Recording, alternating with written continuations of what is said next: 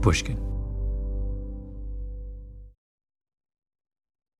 Hello, Malcolm Gladwell here, and welcome to what might be the final episode in our Development Hell series of Revisionist History.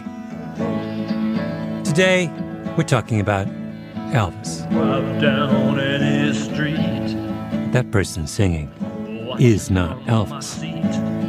These are the people. That's Cameron Crowe. You've seen his movies. Jerry Maguire, Almost Famous. He wrote Fast Times at Ridgemont High. So many more. In the city rain. And the guitarist on this song is Nancy Wilson from the mega 1970s band Heart, who at the time was Cameron Crowe's wife. And the story we're going to talk about today starts back in the summer of 1986 when Cameron and Nancy were on their honeymoon. They spent it in a little cabin in the Pacific Northwest, a little cabin that would become the birthplace for today's movie that never was, Blue Seattle. A loving romp about two songwriters trying to write a movie for Elvis Presley. A movie about a couple writing a movie, written by a couple writing a movie. What's not to love? A script so meta that it belonged on the big screen, only the big screen wasn't big enough to handle it. Or something like that. Because one of the things that you might conclude in listening to this interview is that for Cameron Crowe, it is so much fun talking about his lost Elvis masterpiece that I think he's afraid that if he actually makes it, he'll feel abandoned. Like a version of screenwriter empty nest syndrome. So let's tell the story of Blue Seattle. And this interview is different from all the other development hell stories we told on this series, because instead of giving us the script to his movie, Cameron Crowe gave us the songs he and Nancy wrote 40 years ago. As in every Elvis movie, the best parts are the songs.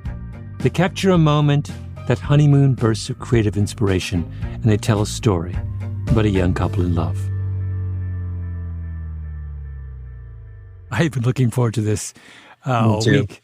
Let's start from the beginning, because this is a story that needs, as you know, appropriate setup. Well, when we first talked, I went down a road that felt very friendly and evocative and filled with memories, because you are an Elvis guy. Your revisionist history on Elvis was seminal. And this idea of never made projects from the heart and stuff, it combined with my love of Elvis and a particular part of Elvis. To just want to put this in your lap, Malcolm. Yeah. This was one that got away. Well, let's start with Elvis. So your first concert you ever attended as a kid, right, is an Elvis concert. That's right. I won tickets on the radio. You're 12. And, yeah, something like that. Which Elvis are you getting in that? Late period Elvis. 72 Elvis. The big high collars. Big high collars, karate kicks. He was a little obsessed with Nixon in my San Diego Sports Arena show. He did an imitation of Nixon, and at one point was on his back, kind of kicking his legs, just having fun. The king was having fun at my show. Baroque. It's Baroque. You got Baroque Elvis. I got Baroque Elvis, but Malcolm, there was one moment where it just broke through, his genius really broke through. And it was a brief moment of sunlight through the clouds, but it was Bridge Over Troubled Water. Oh, and I felt him connect. And there was that moment where it was galvanizing. Yeah. And he was giving what he wanted to give. And the audience was mid shriek and kind of taking it in. And that was the DNA you were meant to build up from watching the show. Okay, there he is. When you're weary, feeling small. It was kind of fun and games Elvis. And so this is so much of your life's work kind of grows is growing from the tiny seed of that Elvis concert, right? I mean, Almost Famous. Yeah. So this concert had a huge impact on you.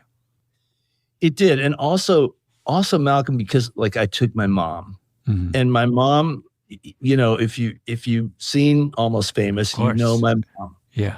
It's unfair that we can't listen to our music. It's because it is about drugs and promiscuous sex. Simon and Garfunkel is poetry. Yes, it's poetry. It is the poetry of drugs and promiscuous sex. Honey, they're on pot.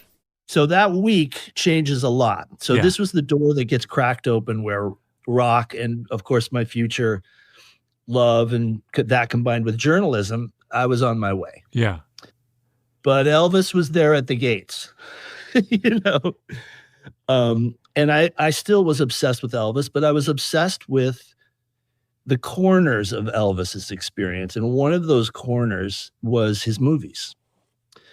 And I loved those B movies. Some might even call them C and D movies. He comes out of the box hot with Lovin' You and Jailhouse Rock.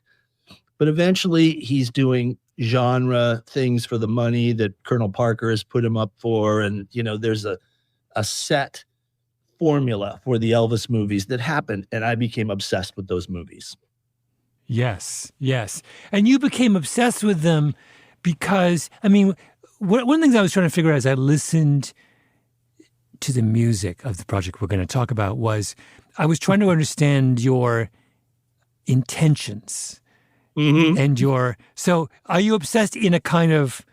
That's so delicately put. I love it. Are you winking at Elvis? Are you sharing in the fun or are you buying it? All of the above. All of the above. I think you just have to enjoy it for what it is, which is a romp. Elvis often did 3 of those movies in a year. You can see he's kind of confused by the character names they call him by. It's like he's lost. He's brilliantly lost. It's just, you know, you see so much. It's almost watching his face in these movies is like a diary that he never wrote. You can see, why am I here? You can see glimmers of, oh, this is good. Anne Margaret, Viva Las Vegas. Wait a minute. Yeah. She's challenging me. So it's all there, hidden in this candy-colored genre romp that the Elvis movies became. So all of the above. Yeah, yeah. Answer. So you develop early on, in other words, a rich and nuanced interpretation of who Elvis was and what he stands for. Yes. And that's is there any other artist who plays a comparable role in the development of your imagination? No, because there's only one guy artist who was so huge that he was able to make 30 throwaway movies that did well enough so that he could keep doing it, like perhaps against his will. Only one person that I ever knew about, and we'll share this later, did ask Elvis, like, why did you make all those movies? And he gave this one person an answer, but mostly he never did any interviews. He never commented on it. He just did all those movies for 15 years. They squander quite a bit, you know, as John Lennon would tell you in his interviews, like, why is the king just like, you know, strolling around Hollywood sound stages with B-level stars singing like medium decent songs, you know, but that's part of the mysteries of Elvis. Yeah. Yeah. So we have this is the kind of the necessary context. Yes. For the story that you're going to tell. Yeah. Okay. So it's the 80s. And I had written Fast Times at Ridgemont High, which like amazingly kind of found an audience. So I kind of had a shot at possibly a screenwriting career. And in the middle of all this, I perhaps most importantly fell in love with Nancy Wilson, the great Nancy Wilson, amazing guitarist, half of the Wilson sisters who front their band Heart. So we were together for a while and then decided to get married. And it was a beautiful time. And Ann Wilson, Nancy's sister, had a cabin in Cannon Beach, Oregon. And that was where we wanted to go for a little honeymoon, you know, just borrow the cabin from Ann. Now, this you must know as a setup is Ann and Nancy Wilson, to this day, they're like the Everly sisters. They sing together and it's like, you know, there's no thought that goes into it. They have the sibling voices that blend so beautifully. They're they're musical twins in a way. Anne sings, Nancy sings a little bit, but mostly plays this elegant, beautiful guitar. They're a serious duo. So 10 days into our honeymoon, which was how long we wanted to spend at Anne's cabin, we decided we want to spend 2 weeks. We want to spend a little bit longer. But Anne wants to come to her cabin. So Ann Wilson shows up on our honeymoon, which is an interesting thing for a small cabin. It's like a sitcom in a way. Here you have the two sisters with you on your honeymoon with one of them. And what are you going to do in this small environment in a coastal town in Oregon where not much is going on? Well, we're going to do a musical project that will involve all three of us. Whose idea was this? Mine. It's yours. Because I love watching them sing together. And Nancy would later score my movies and stuff. And so we worked really well together. And Anne's a lot of fun. Now, all of this being said, I was working loosely on a book I wanted to do about Elvis movies. So that was on my mind. And like any idea that you believe is good, it's built on the things you love. And Elvis was one. Playing music with my wife was another. And SCTV and Martin Short was a third element. I loved Martin Short, that great comedy show SCTV. I remember. I'm Canadian.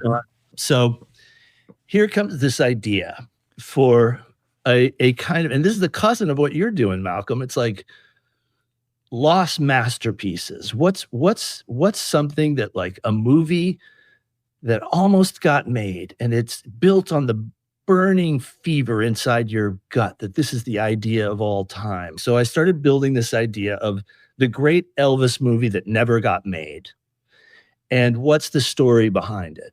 And I decided that it was like, you had Goffin and King, who were like a great couple songwriting. They're legends. They'd written all these great songs. The Beatles did some of them. I thought, like, what about a much lesser Goffin and King? Like, what about a couple who's a songwriting team that haven't gotten in the door? And it's Parnell and Zix was their name. Mm-hmm. Linda Parnell and Louis Zix. And Louis Zix, of these two songwriters, is obsessed with writing. He hears Elvis may do one more movie, and he's going to write with his songwriting partner wife.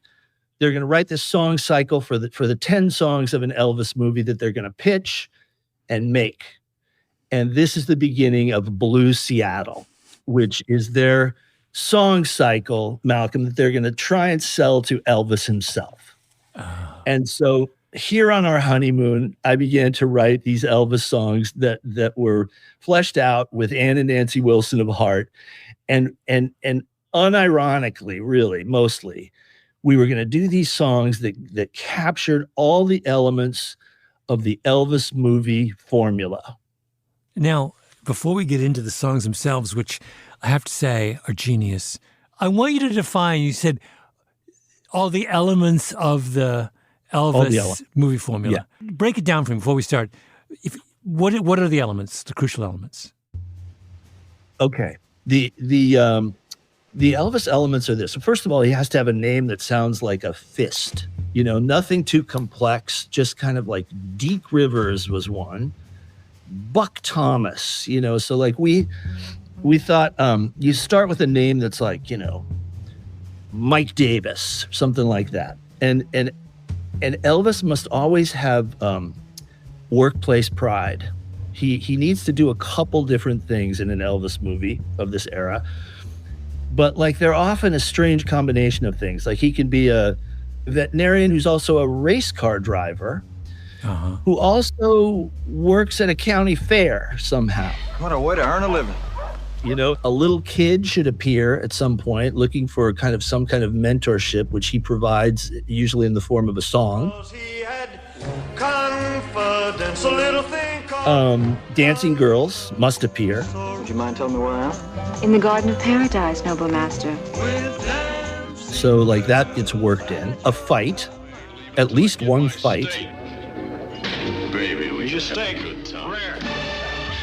And a thoughtful moment over a pet. Come on, Albert. Don't be a fink. A good Elvis. Because, of course, Elvis. Yeah. I mean, his dog. His love of dog. I mean, what was the seminal dog in Elvis's life? I've now forgotten. That song he used to sing over and over and over again as a teen was a song about a dead dog. Shep. Yes. Wasn't it? I think it's Shep. Yeah. These are the kind of stations of the Elvis cross that you've... The stations of the cross. Yeah. You can't say it any better. There's a lot going on in these movies. And he lined them up, man. He lined them up and did them. But then ultimately we end up at a place where Elvis's nobility is protected. He either gets the girl or he doesn't get the girl. And there's a rave up song that sends you out feeling good. Yeah. Yeah. And that's the Elvis movie. Have you watched all the Elvis movies? Yeah, definitely. And as long as you have these elements, you're in the ball game. Yeah. And of course, the songs are written outside of Elvis's experience, and usually they come to him at some point and they play him the songs. And legendarily, he's like, "No, okay, I do something with that. Okay, no, okay, now I'm tired." And they bring him more songs another day. And these are songs that the songwriters have killed themselves over because they know they're going to have a session with Elvis, Yeah, yeah. And this was the songwriting couple in the story, my fictional story, Blue Seattle.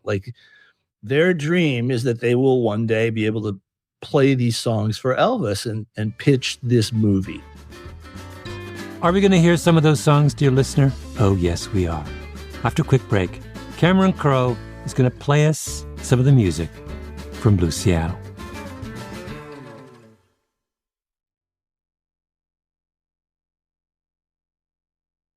So you sat down, you're there. How long did it take to write these 10 songs? 4 or 5 days, because I remember we made this cassette that we're going to listen to mercifully a little bit of. Yes. Maybe not a lot, but I remember we listened to it on our way back from the honeymoon, and we were like, this is really pretty good. Yeah. Wait, let's play that one. I think you're being far too modest. I have another one I want to recommend, but we'll get to that one. Just play, just to get us in the mood. Let's listen to your favorite of the 10 songs you wrote. Great. It's going to be My People. My People. Let's listen to My People. Let me set it up. We wanted to bring Elvis this movie in the late 60s, because this is kind of the period where Elvis has started to develop a little bit of a social conscience. So the idea is Elvis plays a cab driver in this who is a man kind of the people. And so the idea of Elvis roaming the streets in Seattle and Pike Place and all that stuff, we loved it. And so there is a moment where he realizes he must return to the relevance of the street where he was once this cab driver. And he leaves this relationship that has kind of belittled him in some ways. And so he's going back to his roots, and he's singing this song from behind the wheel of his cab, My People. And it's always good. I'll just add this. It's always good when you have a little bit of a Spanish kind of castanet feel, you know? Drive down any street, watching from my seat. These are the people, my people. In the city rain, they seem to know my pain. These are the people, my people. I'm just an empty house, haunted by an image in my rearview mirror. Excuse me if I cry, I must forsake my pride. For the people. For the people. For the people. My people. Got a little Berthiera moment in there. And now another one.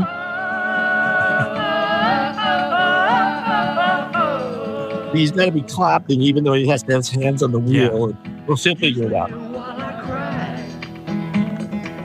I must save my pride for the people, my people.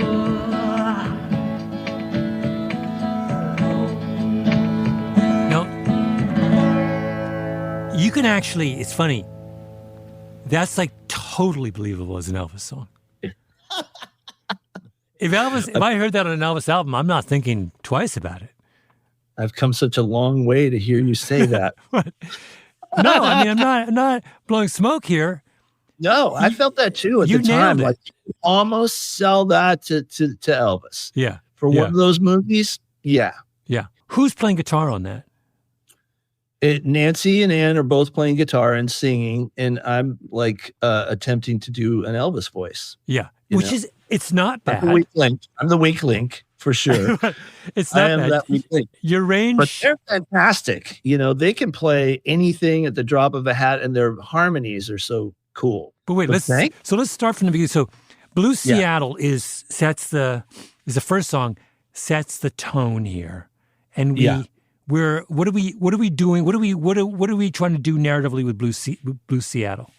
Usher you into an Elvis world of time and place and character. Yeah. Where fun will perhaps abound. Yeah. Let's play a little, just the first half of it, and then just to get a kind of feel, we get in the mood. Let's hear a little bit of it.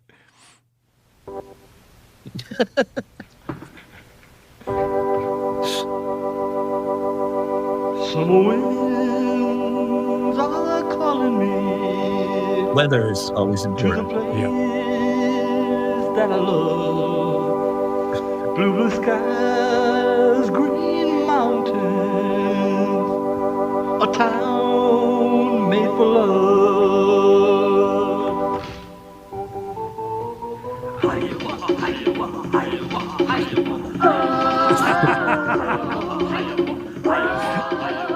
This is the native influence wafting through.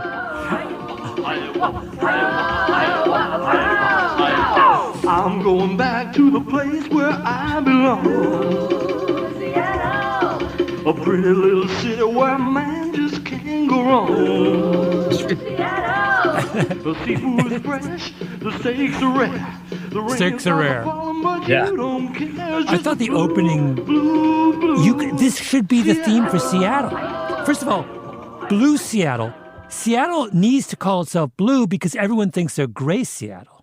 So as a marketing campaign to remind us that the skies are blue and the mountains are green is like, and secondly, just those openings, this place, the town made for love. I mean, come on. Why is the city not make this, just those three opening lines? That should be the official tagline for Seattle. Am I wrong? Everything takes its time. I'm realizing to come to this crossroads with you is really meaningful. So plus it happened at the World's Fair in Seattle. So this is like a reunion. Yeah. With an Elvis city that's like undervalued as an Elvis city. But wait, yes, Elvis plays Seattle during the expo? He makes a movie. It happened at the World's Fair. I forget who the co-star is, but like the Space Needle is on the poster for it. It's my goodness. Fantastic. Oh wow! A little kind of a little phallic imagery to add to the. Totally. We come to pay the fare. Yeah, and as you said earlier, in the kind of like in the Elvis movie taxonomy that you created, he needs to have multiple jobs, but one of them has to be a kind of keeping it real. That's right. And so the keep it real job we have here is we understand that he's a cab driver. He's a cab driver. Looking for love. Of course. Yeah. Let's do a minute of pay the fare. I see the little girl. I'll stand right over there. Maybe 40 seconds. 40 seconds. She's a one to stare. She's a one, she's a one, she's a one, she's the one. She's gonna pay the fare.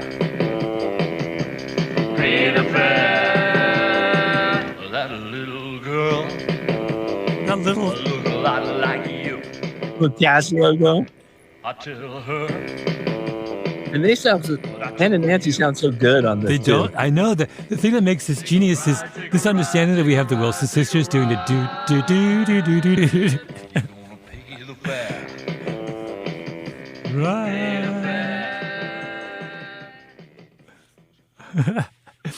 Cameron, when you're doing this project, are they are they as into it as you are? I mean, we're bored. Yeah.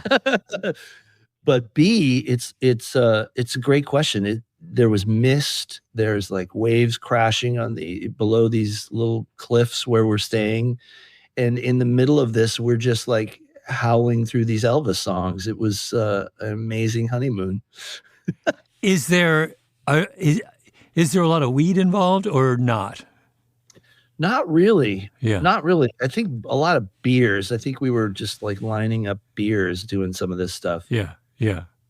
I think we would have lost our hard Elvis edge if we'd gone to the weed too much. That would be the later Elvis movie. Yes, that's right. That's right. So Hiccups is the one. There's usually a novelty song that's completely embarrassing. That's what Hiccup is doing. Yeah, where Elvis is asked to do something that's really kind of beneath him. And he knows it. You can always see it in the movies when he's asked to do this, to play patty cakes with a little kid or do a move like that.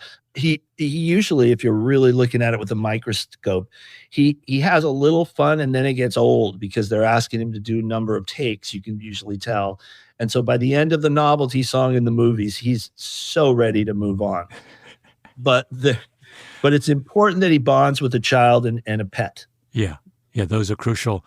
This, it's just impossible not to be filled with sympathy for Elvis. I would want no part of his life. It just everything about it just sounds, he's just locked up in this gilded cage, and he just sounds like he's desperately unhappy almost all the time. Yes, and the further you go into the movies, you see the anguish start to turn up. You can see the anguish build. And sometimes for whole movies, he's annoyed. Kind of just wondering why he's there while he's doing these lines. Yeah, yeah. It's sort of heartbreaking. It is. Let's do a little bit of Hiccups just so we understand the novelty. Because now that you say that, I was puzzling, I was listening, I was like, why is Hiccups here? Let's hear it. It's partly lie, it's partly rhyme. The hiccup is an old friend of mine. There's no way to rid yourself of this little pesky elf. Hiccup, hiccup, hiccup, be gone. Hiccup, hiccup, hiccup, be gone. I was humming this to myself after.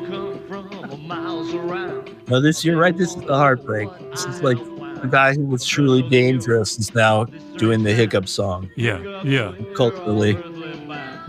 That line at the end, my prescription is simply love. When he goes through all the cures for the hiccups, and then he comes as the only one that works for me is love, which, by the way, is like so poignant and so true. The one thing he was lacking was love, right? That's true. It's a truer line has really been written of Elvis, that he got every other drug, in quotes, offered to him, and none worked.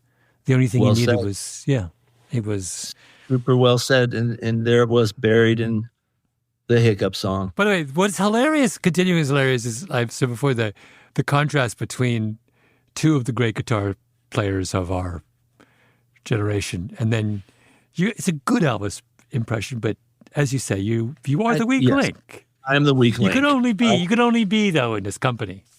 That's true. It's true. And of course, story-wise, which we'll get to, these are the demos that the songwriting team within the story are going to present to Elvis. So this would be they're recording these themselves. Yeah.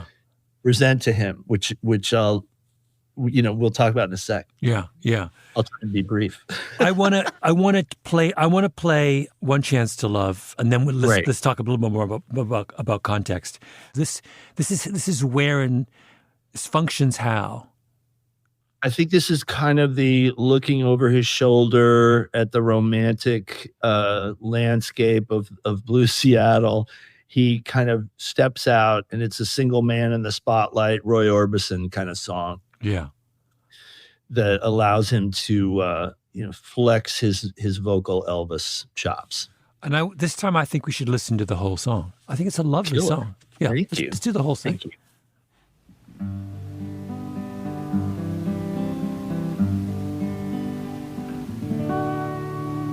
Darling, I've known you forever, and yet I've loved you never. Oh, there's many greedy men with hands in gloves, but I just want one chance to love.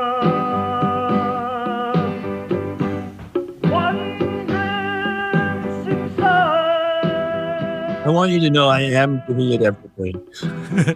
Your precious love. I don't have a lot to give, but I'm giving it all here. I call it mine.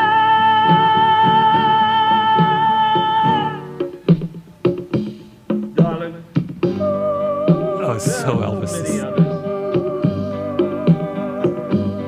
who would ask for 20, 30, 40 or 50 chances to love. But not me, darling. No, I'll take my shot. I'll take my chance on just one. One chance to love. One glimpse in love. Your precious love.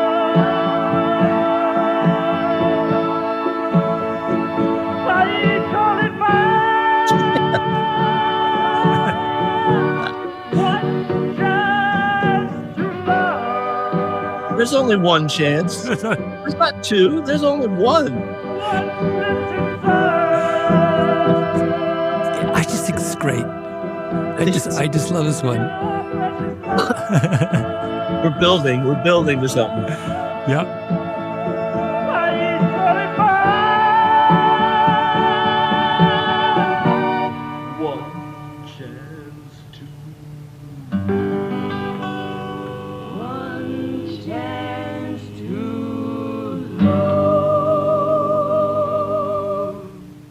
love. We get the Wilson sisters at the end. You can't beat it. We get real singers at the end. But Just in case you forgot what real singing is like. it's the least demo-ish. Mm-hmm. Mm-hmm. It feels like by the end of this, your enthusiasm for the project is increasing. You're exactly right. That is the most Elvis. That's the most pure. If you played that for anyone and said, who would be the ideal singer for that? Everyone would say Elvis. That's an Elvis song. I'm so close to it, when you're the artist, Malcolm, it's hard to look outside the character you're playing sometimes. No, that's amazing. Thank you. I always dug One Chance to Love. Yeah. Okay, now that you've heard the songs, I think you understand why I needed to see this movie. We're going to take a short break, and when we come back, we talk about how the story of the film turns out and what it all means.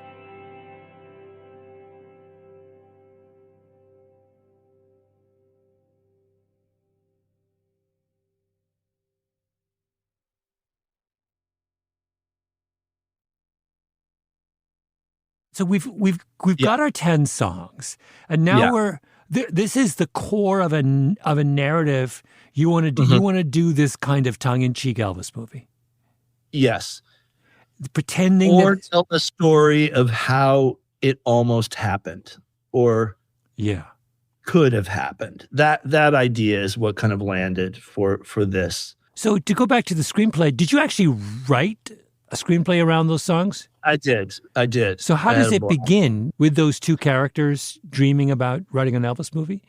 Yeah, and enjoying one of the movies and trying to be productive in their own little songwriting career. And I got the feeling, story-wise, that Elvis had done the comeback special, and just maybe he had two more movies that he did after that. I think he did. I could be wrong. I think he did. He did a movie called, let me see, Chautauqua was the name of it, and it was kind of like a sought-after property. And he does this movie Chautauqua, but by the time it comes out, they've changed the name to The Trouble with Girls and How to Get Into It. So dashed again are his dying embers of an acting career. And then he goes into the last one, which is Change of Habit, which he does with Mary Tyler Moore. And of course, he plays a doctor. Wait, Elvis did a movie with Mary Tyler Moore? The last one. It's the last one. So I got the idea that our little songwriting duo gets a shot.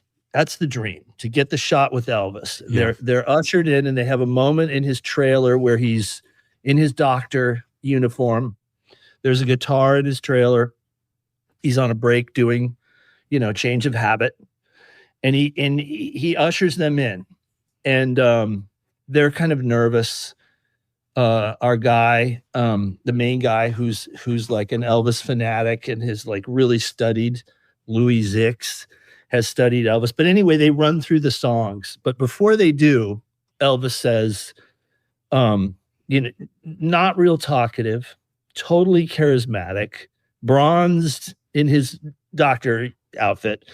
He says, I always wanted to be in a good movie. I don't know I'm gonna do this very much anymore. Maybe never. Go ahead. So with having led with I'm not really doing this stuff anymore. Yeah. These guys earnestly run through the songs. And Elvis listens. And he says, let me have the sheet music for the Cab Driver My People song. Oh. And there's one guy that's written the songs, plays the guitar, Elvis's guitar, and accompanies him. And Elvis sings My People in that little trailer. And then a guy comes to get him to do a scene, and he's leaving. And our guy, Louis, says, Elvis, why'd you do all those movies? And I used the line that I had heard from the actual story where somebody asked him that. And he said, hey, man, last thing I remember, I was driving a truck. And he laughs and leaves. And we're left with the songwriting couple, and the wife of Louis says, I think he said no. And Louis says, yeah, but what a no. That's like the greatest no ever. And she says, sometimes a no is maybe even better than a yes. Oh. And that's the end of Lost Masterpieces, the movie that never gets made. Elvis never makes another movie, but they have that moment in the trailer that where it all came to life for 1 minute while he sang the song. Yeah. That truck, last thing I remember, I was driving a truck. Yeah. I'll tell you where it came from. Leon Russell, the great, pianist and member of the Wrecking Crew and stuff, played on besides being, genius solo artist, he played on so many records, and he played on a bunch of Elvis records. And he was in the RCA studios in the hallway, and he sees Elvis coming down the hallway, and they hadn't seen each other since playing on a session. And Leon Russell described it as he kind of like developed Elvis Tourette's. He just like, what do you say to him? And he ended up blurting out, Elvis, why'd you make all those shitty movies? Just yucking it up in a studio hallway. Yeah. And Elvis said, last thing I remember, I was driving a truck, and like walks on, driving a truck in Tupelo, basically. And then the hurricane hit, and there he is. Like, what he means, his whole life is just a blur. That's what he means. Oh, that's what he means. But Cameron, once again, it's so heartbreaking. It is heartbreaking. The idea that he would, he's essentially confessing to the fact he's had no agency over his own career, which we know is the truth of his own career. Yeah. That he just completely surrendered all decision-making to somebody else, to this kind of bad surrogate father. Yeah. And clearly, in what little research I've been able to do in the years past our little novelty project here, he didn't appreciate his movies. He never apparently had the moment of watching him at 2 or 3 in the morning and saying like, yeah, it's kind of good. I think he mostly became ashamed of them. Yeah. Yeah. But also the idea of doing this kind of bittersweet Elvis, who's aware of his own kind of loss and failure in some sense, and who, you know, they're coming to him and they're confronting him with more of the kind of falsehood, you know, like a kind of, and like that, and he can't do it anymore. Priscilla Presley said there's a version of Elvis that few people ever saw, and they would go to the outskirts of town to like gospel festivals, and Elvis would sit at a piano with like a gospel group who was just like kind of amateurish gospel group, and he'd sing at this piano, and she would say that was the purest Elvis. That was him just connected to his own heaven. That was it. And she said, like, if you're going to do something about Elvis and not have that in, you're not seeing the real guy. So I felt like that moment in the trailer, he actually, there was just a love of music, and there was something in that song that like touched him enough to want to sing it. And who is he if not a singer? And so he takes a spin. He takes it for a spin, and that was his goodbye. It's like, yeah. In the screenplay, how much of Elvis had we seen prior to the trailer? Oh, nothing. He's like Wolfman Jack in American Graffiti or something. It's like, so it's a brief. Oh, he just has that he has that cameo right at the very end. Yeah, they're just jamming like we're on the honeymoon. They're trying to like, it's the joy of their creation. The songwriters, the whole story really is they're living in it and experiencing it like we did on our honeymoon. But I think that line is cool because maybe his partner realizes that the act of actually doing it and pulling Elvis back into a place that he was obviously leaving, and like, how will the songs really turn out? And are they out of step with the times? Like, these are all challenges that they don't have to face. They got to see it. And damn, it was good. Yeah. Yeah. Oh man. Cameron, why have we been denied this? This is so much more interesting than I imagined. I thought what you were doing, because all I had was the songs. You sent me the songs. Yeah. I didn't have the story. And I thought, oh, this is like a goof. I just thought, oh, you're just like, someone who loves Elvis is doing a little goofy Elvis thing. A kitschy thing, yeah. But now I understand, as is the case with so many of your movies, when we get to the core of it, there's something really emotionally resonant there. Like painfully emotionally resonant there. I hope so. It's that happy, sad feeling that, you know, like the songs we love so often tap into that happy, sad feeling of, you know, the yin and yang, and you get to feel it all. So wait, did you pitch this script anywhere? No, I kind of wrote it and enjoyed it and moved on to something else. Why didn't you pitch it?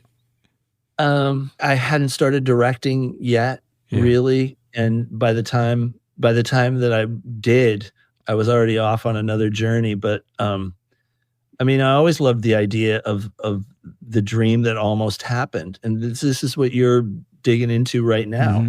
There's an incredible kind of like happy, sad melancholy about, you know, some of the Christopher Guest stuff in the way that it was influencing me around this time and later too. Like, I just loved the humanity and the humor and the mix of that. I don't know. It just maybe someday I'll circle back to some version of this, but I did love the idea of a portrait of these artists just like scraping for something true. Mm-hmm. And a different truth comes out of it.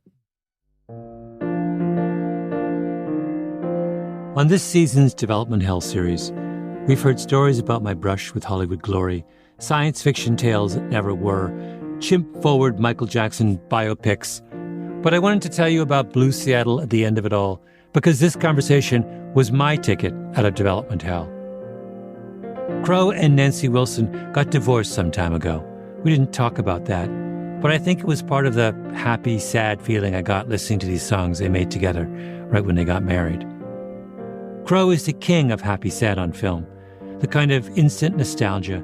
It's all about feeling joy while knowing it will pass, that all things fade, but not if they never exist in the first place. That's the beauty of Development Hell. I thought it was all about missing out on projects the world deserves to see, and for some films, like, say, Bubbles, it really is. But it's also about ideas so perfect that realizing them on screen might do them a disservice. Will anyone's Elvis be better than Cameron Crowe singing with Nancy Wilson 10 days after they got married? How could you even shoot the scene where the songwriters run through all the songs they've written in a trailer? How's Elvis gonna clap his hands while driving his cab? Would it look ridiculous? Maybe. That's not the point. Does it sound amazing? Absolutely. And does it come to life in our imagination? Yes, it does. It's like Louis' wife says, sometimes a no is better than a yes.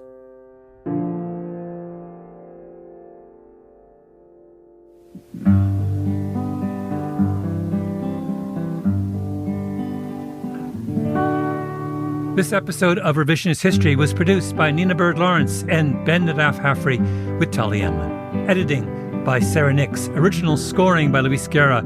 Engineering by Echo Mountain. Our executive producer is Jacob Smith. Thanks to the Pushkin crew, Greta Cohn, Christina Sullivan, Sarah Nix, Nicole Updenbosch, Eric Sandler, Sarah Bruguer, and Carrie Brody. An extra special thanks, of course, to Cameron Crowe. I'm Malcolm Gladwell. One chance to love. One glimpse inside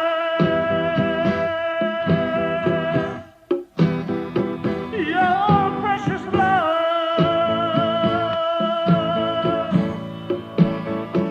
I call it mine.